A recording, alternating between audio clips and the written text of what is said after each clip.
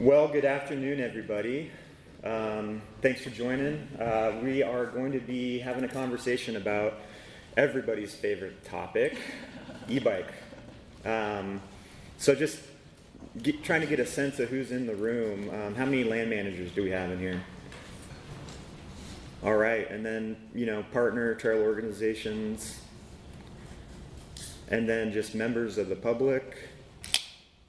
Okay, so kind of a little bit of everything. Well, yeah. What about e-bike owners? Yeah, or e-bike owners. How many people own an e-bike in here? Okay, so a couple. Well, yeah, thanks for hanging in there. I mean, this is pretty much the last session of the conference, so I appreciate lots of people showing up and being involved in the conversation. But yeah, I'm just going to kind of provide a little bit of an overview of where the Forest Service is as far as some of the new e-bike directives that we had released, and then touch on a couple of planning projects that we have in various stages of the process. So. If you were at an earlier presentation that I did with WTA about trail workforce, I apologize because some of this information you may have seen earlier today, but I did want to kind of set the stage to look at the amount of trail miles that the Forest Service manages here in the region to kind of give you a little bit of perspective on what our network looks like. So this is a slide that looks at total trail mileage broken out by national forest. So just a little bit under 25,000 miles here in the Pacific Northwest region. The region includes the states of Oregon and Washington. Here in Washington, we've got about 9,000 total miles that we manage, and this includes everything from motorized to non-motorized, winter and summer trails. You can see the distribution of where we're sitting today. The Okanagan Wenatchee is the proud owner of the most amount of trail miles here in the region. So a huge part of the network exists here in this part of the state. We have got a lot of challenges that you can think through. Not only trail miles, how do we effectively maintain a network of this size, but how do we maintain a network of this size when we've got high numbers of visitation in certain areas across the region? So I always like to kind of call out a couple of examples in this slide. One of them is when you see the MBS, that's the Mount Baker Snoqualmie. So that's kind of the forest closest to the Seattle metro area. And then over on the left, the Hood, that's the Mount Hood. So the trail or the forest closest to the Portland metro area. And so you can see those spikes in overall visitation compared to miles of trail that we have. So those are areas where we typically deal with the most amount of trail impacts just from sheer volumes of use, and then social impacts, crowding, potential conflicts between motorized and non-motorized users, those sorts of things. So there's also areas though within the region that have really large miles of trail, like the Wallowa-Whitman. They've got about 3,000 miles, but visitation is pretty low. So really good opportunities to get different experiences across the region. If you're looking at front country versus back country, developed versus primitive, this is a good kind of indicator of where you can get access to get some of those experiences. But it also is a good indicator around how are we going to deal with some of these emerging technologies, and specifically e-bikes. I think some of these areas probably lend themselves a little bit better to think about redesignation of non-motorized trails to allow Class 1 e-bikes. And some of the areas are going to be more difficult when we start talking about potential visitor conflicts from this emerging use coming onto the landscape. I just wanted to give a quick plug to all the partners in the room, helping us think through how we manage that stuff. But this is our designed use. So the Forest Service has, you'll hear us often talk about designed use versus managed use. Most of our network, so you see about 41% have been designed for pack and saddle. So I always like to say we've got a legacy network. It was built, a lot of it in the early 1900s. And a lot of the demands and experiences the public wants now currently it's got a design network that's not necessarily supporting some of the trends that we're seeing. And so we're looking constantly at reevaluating the network and trying to figure out, how do we shift a certain design use, or how do we take a pack and saddle design trail and manage it for things like e-bikes, things like mountain biking, things like robotic pants. I don't know if anybody has seen the new Class 1 e-hiking, I call it, but we've got motorized pants now that'll allow an individual to travel up to 15 miles and up to about 16 miles per hour. So we're constantly getting new technology developed, and I always say travel management planning, and e-bike redesignation is travel management planning. The good news is that it never ends, and the bad news is that it never ends. It just kind of takes a new form or a new shape. Here's a quick kind of overview of how we get our work done. You can see that the Forest Service, our staff, is not the main driver of trail accomplishments. That may have been the case as recently as a couple decades ago, but we are increasingly relying on our skilled network of trail partners and volunteers to help steward the network. So just like to show this slide because it kind of, it grows over time, and the trends we're seeing is that USFS staff contribution to our annual accomplishment is getting lower, and our partners and volunteers, that number continues to increase. And I think, if we were to look at this in 10 years, it'll be interesting to see really the distribution of the workload. All right, but let's talk about e-bikes. How many people in the room are aware that the Forest Service came out with updated national guidance in the form of new directives? Couple people. Well, that was in 2022, and we're going to run through kind of what those directives contain. So, just a real quick kind of anchor point for the conversation. So this is our e-bike definition pulled out of our new directives. I think the key takeaway here is that previously to the directives being released, we defined e-bikes as motorized vehicles, right? Because they're an e-bike and they've got a motor. Those directives do not change that interpretation that the Forest Service has. They're still motorized, but we have broken them out into, the kind of standardized 3 classes that most public land management agencies have adopted. So you've got, Class 1 e-bikes. So those are pedal assisted, 750 watts, which is 1 horsepower, and they're able to travel at speeds of 20 miles per hour. Again, Class 2 e-bikes, same thing, capped at 750 watts, capped at 20 miles per hour, but it is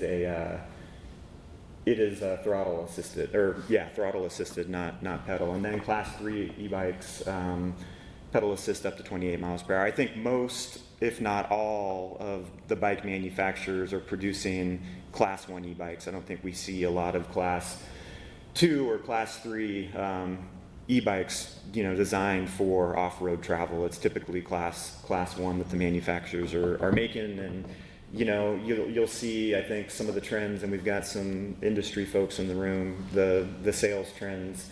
E-bikes are the #1 growth category for new bike purchases, far outpacing what I call the analog mountain bike sales, and you would think that will continue on that trajectory. Technology is going to get better, and that price point will probably start coming down, and so all of those things will result in the public wanting to get increased access to go ride their Class 1 e-bikes. So, quick kind of overview of the background for our directive, and I kind of touched on a little of this previously, but we had been managing under really just a letter that our recreation director at the national level had sent out back in 2016 that again clarified that these were motorized, and make decisions at the local level following our travel management rule around how to provide access for e-bikes. The new directives, like I said, it provides a definition. We didn't actually have a definition for what was and wasn't an e-bike. So, a lot of the times when we have a conversation with user groups, folks that aren't familiar with e-bikes, you've seen like a e-powered motorcycle like a Suron, right? Well, that's not an e-bike because it doesn't, get capped at 750 watts, and they go far faster than either 20 or 28 miles per hour. And so there was some ambiguity and some gray area when we talked to e-bikes when we didn't have a definition. But now that we have one, and it's established nationally, we can move forward with doing the planning work. I'll get into some of the criteria that we established in those directives, but really it's got things that our line officers, so our district rangers and our forest supervisors, should be considering as they think through how do we want to redesignate some of our non-motorized trails to provide access to class 1, 2, or 3 e-bikes. And then we've got kind of a process in place. So for folks that are visitors to national forest system lands who like to use other motorized vehicles, whether it's side-by-sides, ATVs, UTVs, motorcycles, you probably are familiar with what we call our MVUMs, our motor vehicle use maps, but that's just the way that we make travel management decisions, and that's how we communicate it to the public through the publication of our motor vehicle use maps. So it gives us the ability now to display on our motor vehicle use maps which trails are closed to all other motorized uses, but solely designated for class 1 e-bikes. So again, kind of a better mousetrap for communicating to the public around where you can and can't legally access trails with this emerging technology. Just want to kind of touch on a couple of the key messages that are contained in the directives. I kind of touched on this earlier, but again, updated guidance for the field, defining and establishing the criteria for how we designate, and pushing these decisions down to the site-specific local level for making these designations. So it's really empowering, again, our district rangers and our forest supervisors around.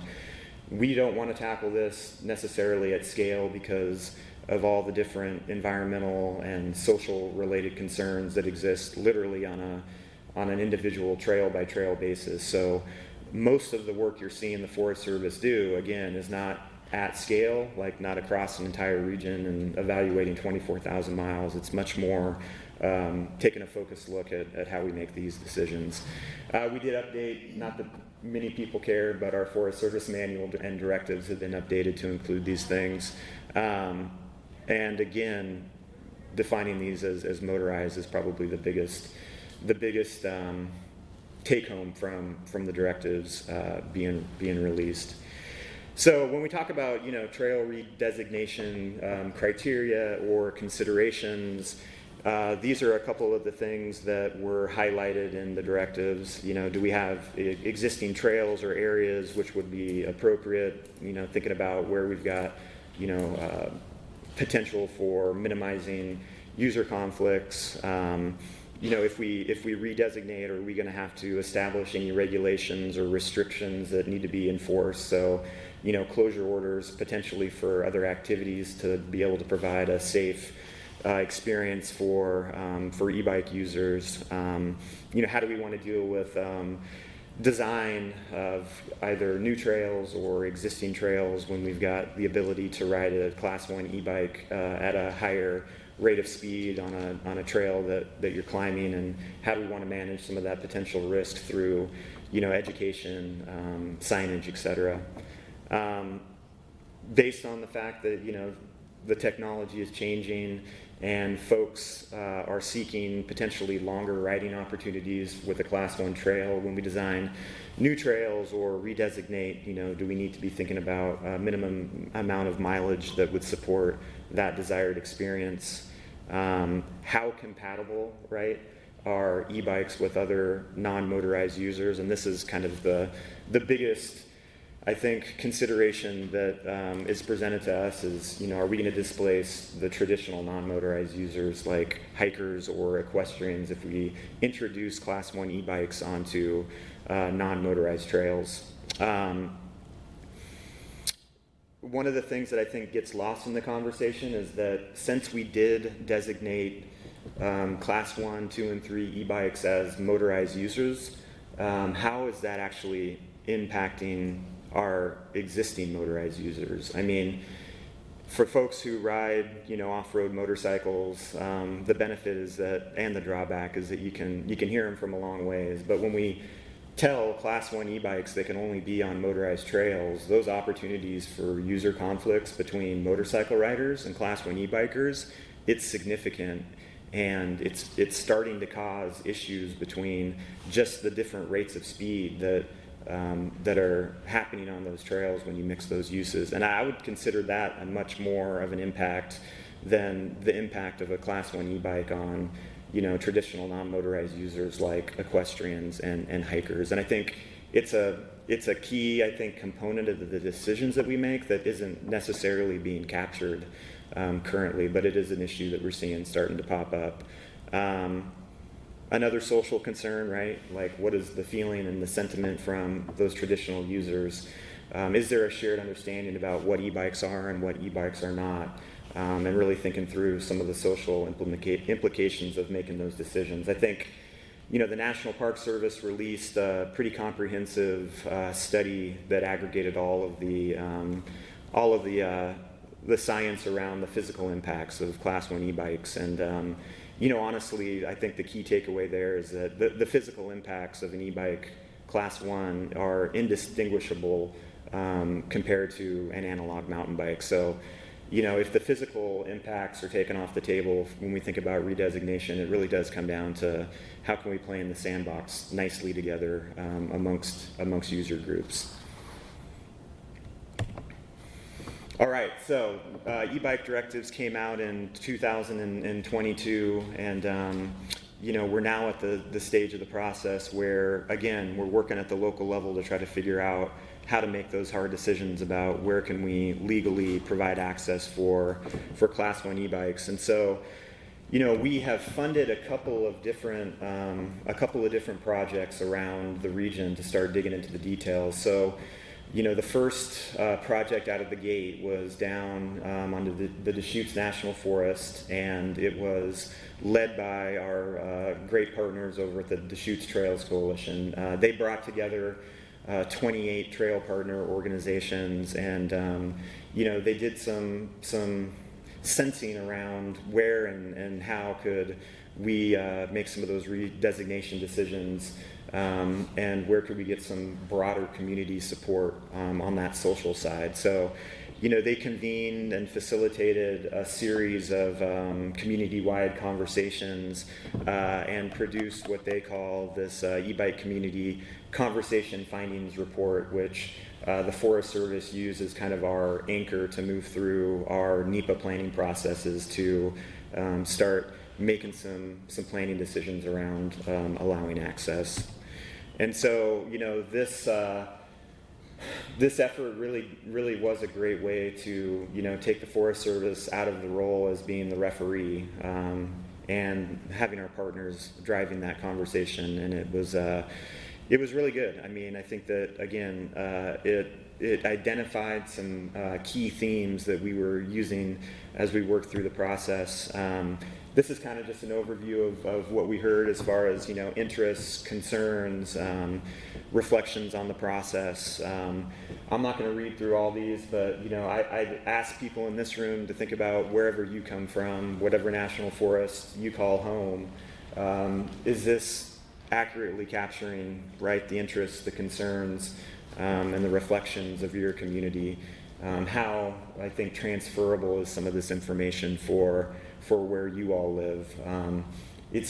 It does seem to resonate, though, when you think about it in those terms. So we got to work, and on the Deschutes, we went forward and did a NEPA planning process, so National Environmental Policy Act. We did an environmental assessment. I think one of the other key takeaways with this work is that because it is a motorized use, it triggers the requirements for the Forest Service to go through our travel management regulations to make decisions. So if we just wanted to redesignate 1 mile of trail and shift it from a non-motorized category into a motorized category to allow Class 1 e-bikes, it's a full environmental assessment that's required. And so I think that you're seeing a lot of the agency with some of the capacity constraints that we have, whether it be funding, whether it be staff time, that's a heavy lift to write an environmental assessment to do that work. So you're probably not seeing at a national scale a ton of progress being made to accommodate this emerging use. And that's an issue, because as I said earlier, as we continue to see the usage explode and sales increase, we often talk in NEPA terms about the no action alternative. Well, the no action alternative is not great. People are already out on the landscape riding their Class 1 e-bikes, either knowingly that they're not supposed to be there, or maybe somewhat ignorant or claiming ignorance, or whatever the fact may be. We are seeing a ton of use. I think I did about a 100-mile tour of the Okanagan-Wenatchee with district staff as we were kicking off some of the work that we lean into up here, and I was just keeping count of how many bike riders I ran into over those 100 miles, and how many of them were on analog bikes and how many of them were on e-bikes, and it was like 60-40.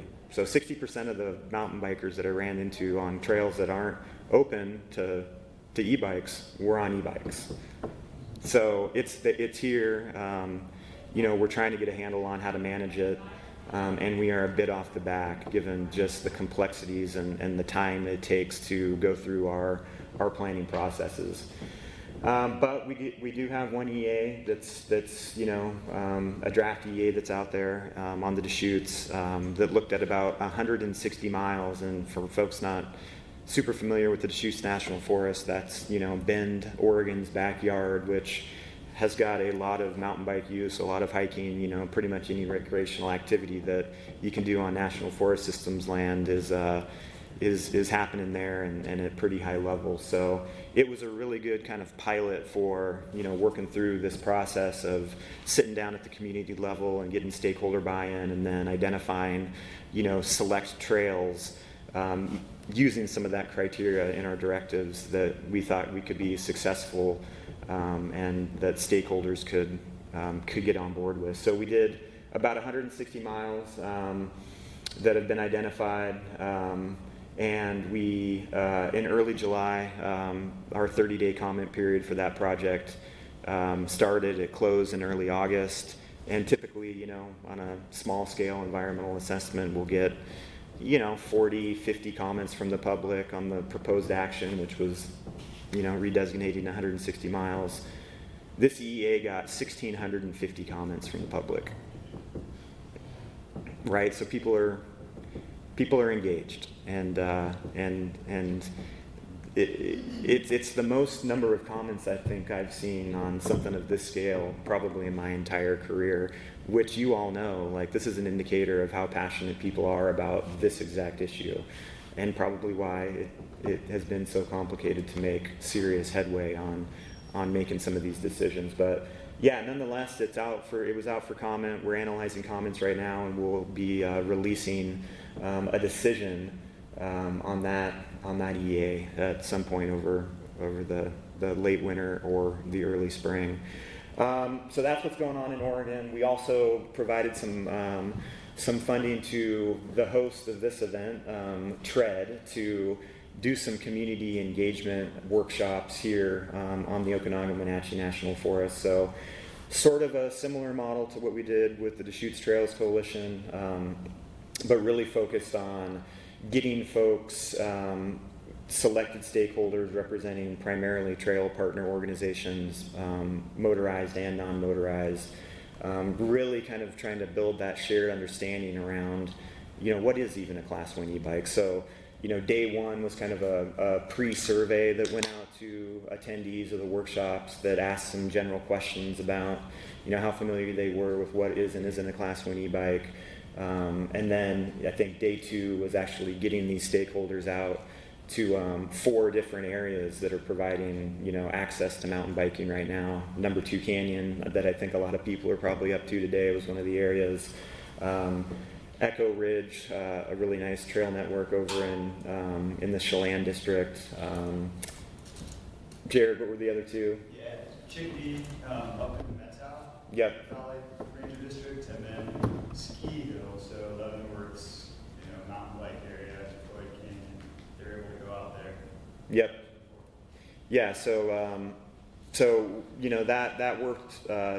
Kind of took off this summer, and Tread is in the process of, putting together kind of a key findings, a summary report from that effort, and then that'll feed over to the Okanagan-Wenatchee National Forest, and at some point in the future, that will be kind of their foundation to build out kind of a similar process that the Deschutes National Forest did there in Bend. So, we're starting to kind of to take this local approach, and I would imagine that other key areas around the region will start moving in that direction in the not too distant future. So, I think that's kind of the gist of where we're at. So that was just overview of the directives, and then just wanted to highlight the planning work that's happening in those 2 different areas. And we can open it up for questions and discussion. So what were the findings from the Deschutes comment period? we are still in the process of sifting through those comments, but I think that typically what you see is people pretty anchored into their side of this issue. So either you love it or you hate it, and we really appreciate what we call substantive comments, where it's not about the position but about the project in front of you. So if it's 160 miles, is that the right subset of the network? Did we miss something? Did we look to redesignate a non-motorized trail that's going to have significant social impacts to existing users, those sorts of things. But yeah, we're still working through that process. But there'll be a report that comes out, like a response to comments, that we can share out for folks that are interested.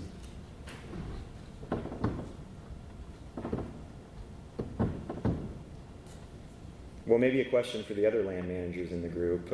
How's it going for you all?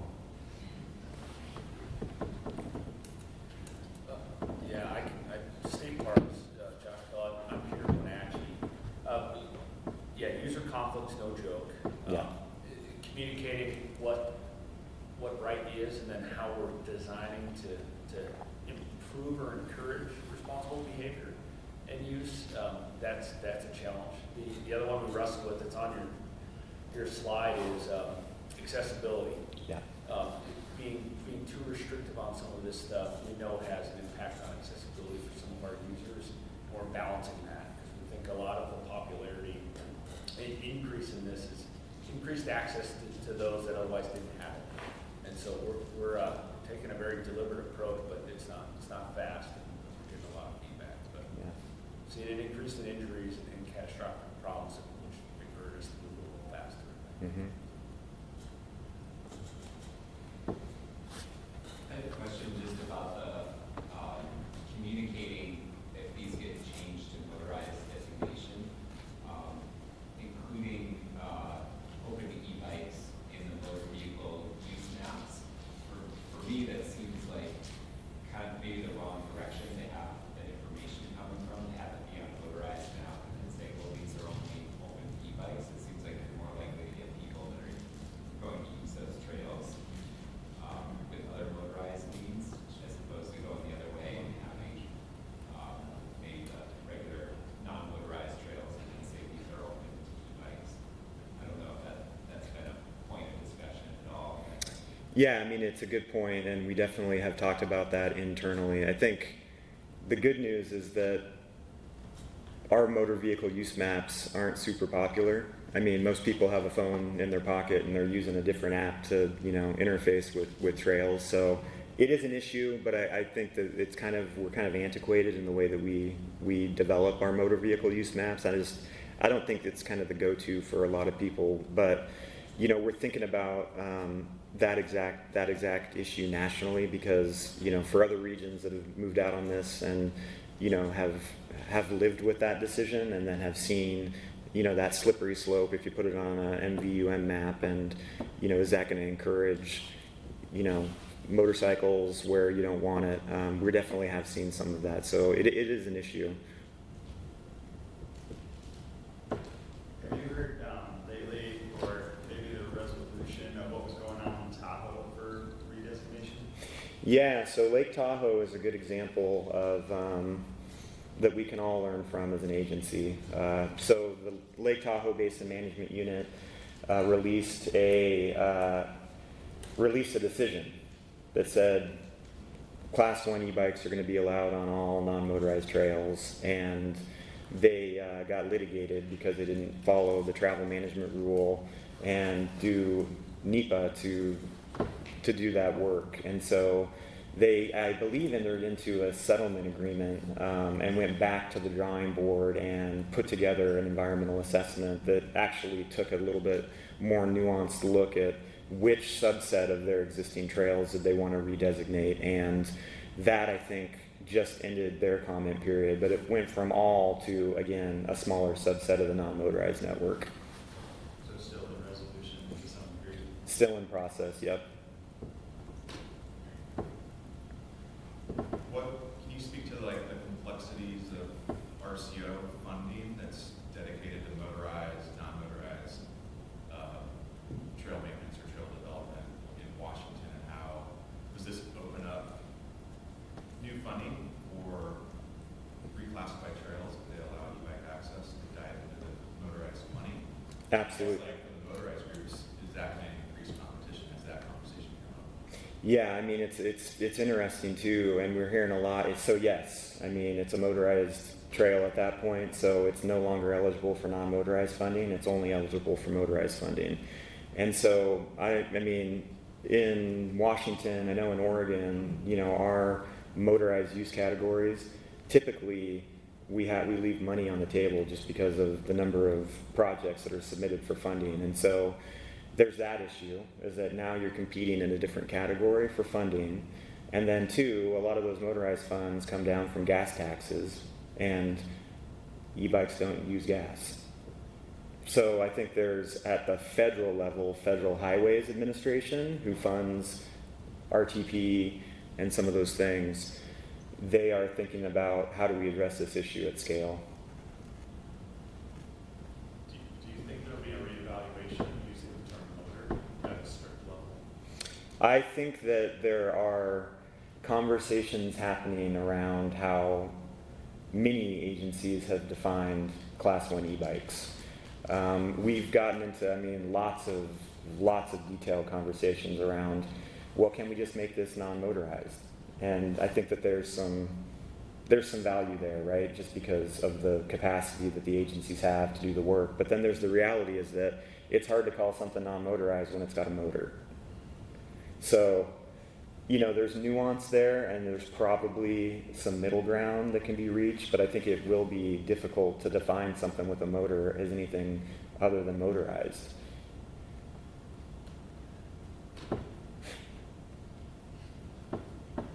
I was going to mention, just not to speak for DNR, but I know that they've adopted USFS standards and guidelines, and if they're incompatible, they can kind of go down their own path. And I work for King County now, and that's the same approach. And there's complexity with the revised code of Washington and making all classes non-motorized for state and local jurisdictions to go through the process to make their own definition. And so, can you, why the Department of Interior agencies, was there any talks with them? They felt differently, right? They're non-motorized, or BLM and Park Service, is that correct? Yeah, BLM and the Park Service did take a different approach, and then they pivoted away from that approach. And so now they are basically operating the same way that the Forest Service is. and they're doing site-specific environmental assessments to redesignate. I'm not sure if they are still calling them non-motorized, but regardless, they're still going through an environmental assessment process to make those redesignation decisions. But yeah, I think that as a user of public lands, it's very complicated when different agencies define these things differently, and you could be out for a bike ride and crossing through multiple jurisdictions, and you could want to be doing the right thing, but you know it's hard when things change across the landscape.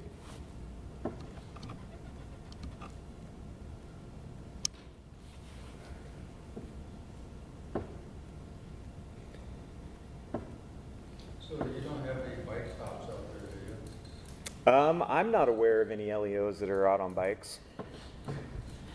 We have the same problem on paved trails. We have violators and where people are afraid, but we don't have any bike stops to enforce justice. Yeah, you bring up a good point. I think I lost my mic, so I'll try to speak up. The enforcement component of all this, you know, I mean, right now, I think it's social policing that's happening, and I think that's an important conversation for users as well. When the agencies don't have the time and the resources to make decisions, then people are self-policing themselves out on the landscape, and everybody wants to be out there getting a good experience, whether it's hiking or biking or riding a motorcycle or getting on the back of a horse. And we're putting folks into a position where they're not having a great experience. They're entering into conflict. And so that to me is another huge part of the conversation around these no action alternatives of not having the ability to move forward. It's putting, I think, all of our users in a situation that's far from ideal. I can speak to that. Yeah. State parks, we do have some rangers that have the ability to patrol on bike.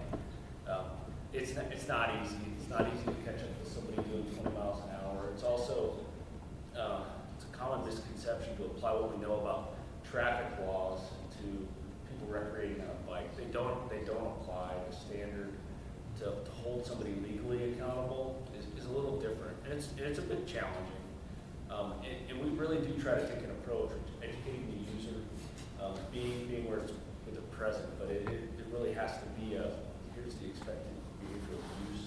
Our users do a great job at self-policing, but there is so much confusion about what the right thing is. Even I can take the Wenatchee Capital Loop. There's different posted speeds, different capability to enforce on it. It's a big challenge to get everybody on the same page, and it's tough. We recognize that. We're trying to get it better, but it's not easy to get everybody on the same page or in the same enforcement capacity. So bear with us. We want to get it right. Does the decision to make any changes to where e-bikes can ride, is that going to reside with the regional level, the forest level, or the ranger district level? Yeah, it's real. You know, it's up to. We're not doing anything at regional scale right now, and so I think like the Deschutes project, that was a decision that the forest supervisor signed, but it's also a decision that could get delegated down to a district ranger. It just kind of depends on the scope and scale of the analysis. So you're typically going to see it done at the forest level, and then on some limited circumstances at the district level. And we haven't tried to tackle this regionally yet.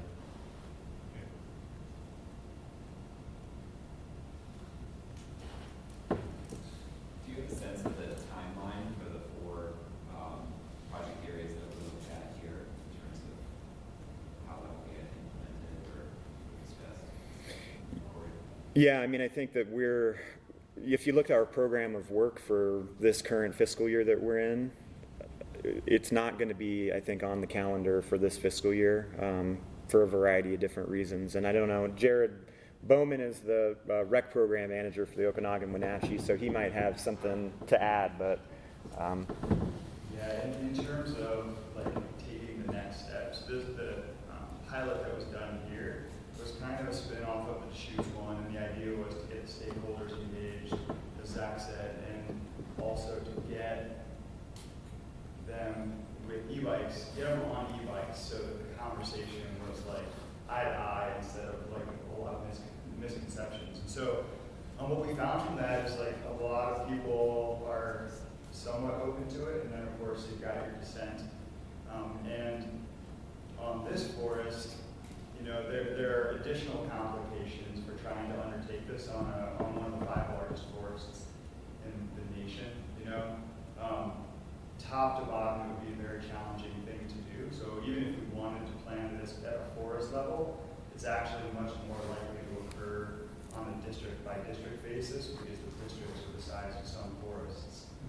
So, you know, in tow with what Zach is describing as the FY25 budget, and you know, no 1039s, by now you guys have heard all the doom and gloom news. They came out to us and basically said, we are just taking last year's program of work, and unless you really want to fight for something to add to it, we're not really making any changes because we know you guys are already overtaxed, and next year you're not going to have any support, and there's no hiring for the next like 2. You know, I mean, like they just came, you know, they just came at us with the wooden spoon, you know, kind of whacked us a couple of times. So, unfortunately, despite you know, kind of like stepping out to gather a little bit more information at this point, it's hard to say when we'll take on the capacity. One of what I will say is that some of the, you know, the counties and the towns and the communities along this forest are very interested in going into travel management planning because they want to, you know, have some synergy with the forest, you know, and their county roads and their, you know, like city roads and things like that. So there's a push there. You know, there's definitely like a groundswell coming. Just as an example, in the Methow, they're talking about this, and here in the Wenatchee River Ranger District, they're talking about this, and it's coming from the outside, and they're saying, we want you to undertake a broader travel management planning effort, and that would be the perfect moment to weave e-bikes into it. And then the other piece is, within the agency, we have capacity that is almost like internal contracting. There's an enterprise team through the Washington office, and there's like some of these other subsets, and then there's regional support. There are ways beyond, let's say, just the forest resources to get at that workload. But it's a hard conversation to have much clarity on right now, given you know what's going on with the budget and just capacity and staffing and stuff. So it's yeah. So stay tuned. You know, we'll see. Yeah, I mean, you know, there are a number of things that like bring all of that stuff to the surface. You know, and sometimes it's like the Tahoe situation, litigation, and suddenly you have no alternative but to work your way through the process. And so we may start seeing more of that. I mean, who knows? And I think, you know, Zach represents, you know, this region for the nation at the agency level. And even next week, they're having a get-together, and that conversation is ongoing because everybody is aware, you know, that's paying attention to the trail world in this agency that we're not addressing that need. We're not, I mean, and there are additional directives like the new climbing directive and stuff that delegates a lot of that responsibility down to the forests and the individual units, and they're pretty big workload directives, you know, like all of this EA, redesignation, travel management planning. There's a very limited capacity for 170 forests, like, you know, however many, like probably over 1,000 ranger districts to just take on that workload, you know, as another duty is assigned. So if they're going to attend to it meaningfully, it may come at a different level, and they just haven't figured out how yet to get at it, I think, you know, and so that conversation's ongoing. I don't know if that helps or creates more questions or even answered the original one. Right? No, thanks for the context, Jared. And yeah, I mean, I think there's a willingness to push this forward at the national level, but there's complexities that we've touched on today that we're still trying to get our arms around what that looks like and how can we do this effectively and not have to overburden our staff at the local level who are already pretty maxed out.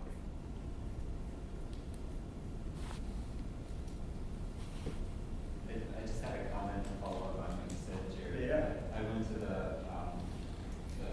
Mosquito conversation or whatever. Yeah. And it was interesting to me that the dissenters that showed up, all of them declined to ride e-bikes. And, just your comment of like being in the same place in terms of like having the same information, like I feel like they're not necessarily feeling the same information if they won't even get on, like they have this preconceived idea of what e-bikes are, but they're not willing to like get on the e-bike and see that it's different than what they think it is.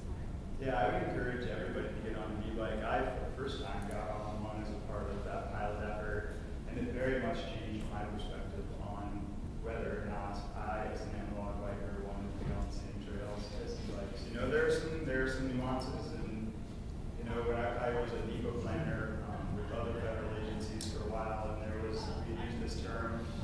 There's there's a whole spectrum of people out there with different opinions on anything you're trying to plan. And there are people that say, over my dead body, and those are the people you don't have to make them, you don't have to get them on over here to the, like, I'm really excited to, ride an e-bike myself, but you gotta get them out of that, like, over my dead body, even if it's just right here, you gotta get them that, like, inch closer, and that's the devil in the details with the planning, because those are the dissenters that will go straight to, their congressfolk and or rally up with lawyers and stuff like that, and then you just got a big mess on your hands. So yeah, this one's a sticky widget. 1,600 comments in the Deschutes EA, for 160 miles of their however many thousand. There's a reason why we haven't solved the problem yet. It's challenging.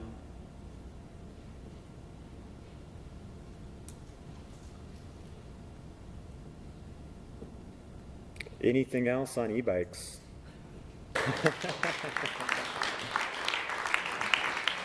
All right, well, thanks for everybody's time.